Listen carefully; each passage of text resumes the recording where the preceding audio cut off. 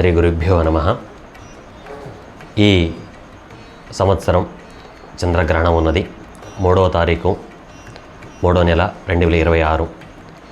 భగవంతుడు చాలా సంవత్సరాల తర్వాత సాధనకి ఇచ్చిన ఒక అపూర్వమైన అవకాశం ఇది. ఎందుకు ఈ గ్రహణం గురించి అలా చెప్తున్నానంటే, గ్రహణ అని చాలామంది భయపడినప్పటికీ కూడా ఆ సమయంలో చేస్తున్న జపాలు, తర్పణాలు, హోమాలు విశేష ఫలితాలు వస్తాయని మనందరికీ తెలిసిందే.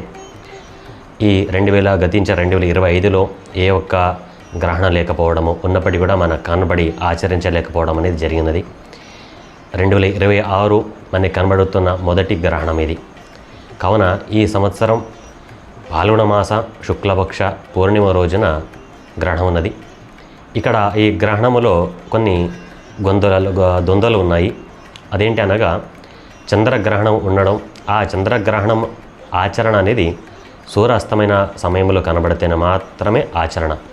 కానీ ఈ గ్రహణం అనేది మధ్యాహ్న పూట 3:20 నుంచి ప్రారంభమై 6:47 వరకు ఉన్నది.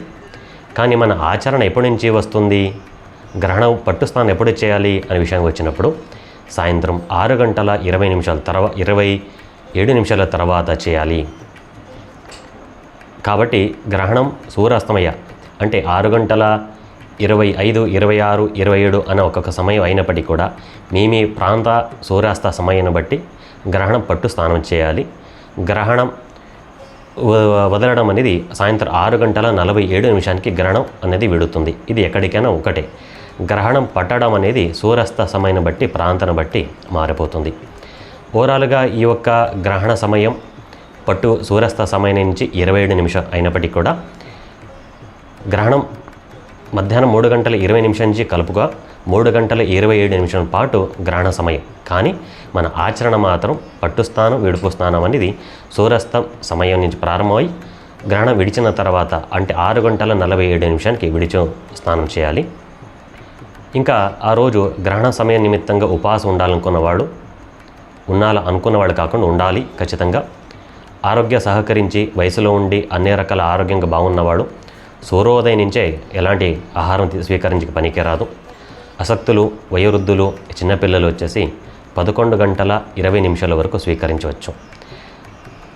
గ్రహణం విడిచిన స్నానం అయిపోయిన తర్వాత ఆ రోజు నిమిత్తంగా చేయాల్సిన నిత్యకర్మలు చేసుకొని భోజనం చేసుకోవచ్చు.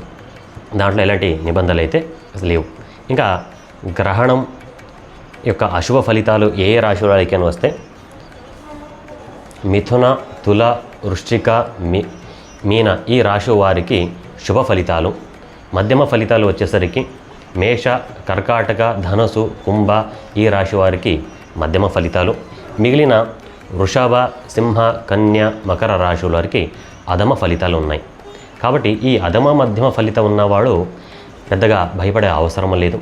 కారణం ఏంటంటే, గోచారం అనేది మనకి అనుభవించే దానికన్నా కనబడేది అది జరగవచ్చు, జరగకపోవచ్చు. కాబట్టి పెద్దగా కంగారుపడే అవసరం లేదు. కానీ గ్రహణ నిమిత్తంగా వస్తున్న దోషం చూపిస్తున్నాడు కాబట్టి భగవంతుడు దాని నిమిత్తంగా జరగబోయే అశుభ సంఘటనని ఈ రకాలుగా చూపిస్తున్నాడు. కాబట్టి మీకు అందుబాటులో ఉన్న పురోహితులతో సరైన పరిష్కారం తెలుసుకొని పరిహారం చేసుకోగలిగితే చాలా బాగుంటుంది.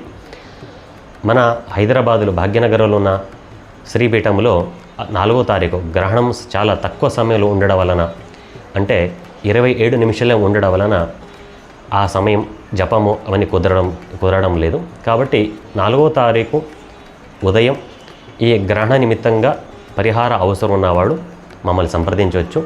వీటి నిమిత్తంగా మరియు వాళ్ళ జాతకరీతి కూడా ఎలాంటి జపాలు, పారాయణాలు, హోమాలు చేస్తే బాగుంటుందని మీకు చెప్పడం జరుగుతుంది.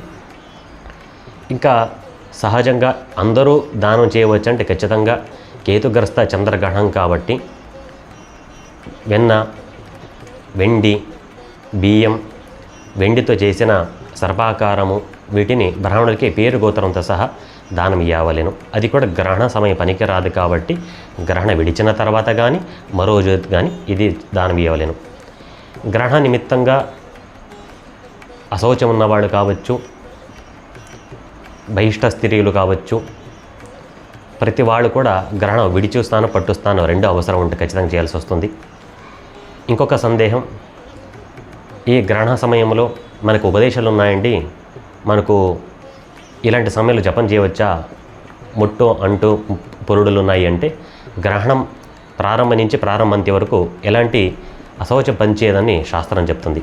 కాబట్టి ఉపదేశం ఉన్నవాడు, అధికారం ఉన్నవాడు ఆ గ్రహణం పట్టిన సమయం నుంచి పట్టు స్నానం చేసి మీకు ఉపదేశం ఉన్న గురుగారుతో ఉపదేశం ఉన్న జపాలు చేసుకొని గ్రహణ విడిపు స్నానం చేసి మళ్ళీ మీ ఆచరణ మీరు పాటించవలను. స్వస్తి. శ్రీకృష్ణ అర్పణమస్తు.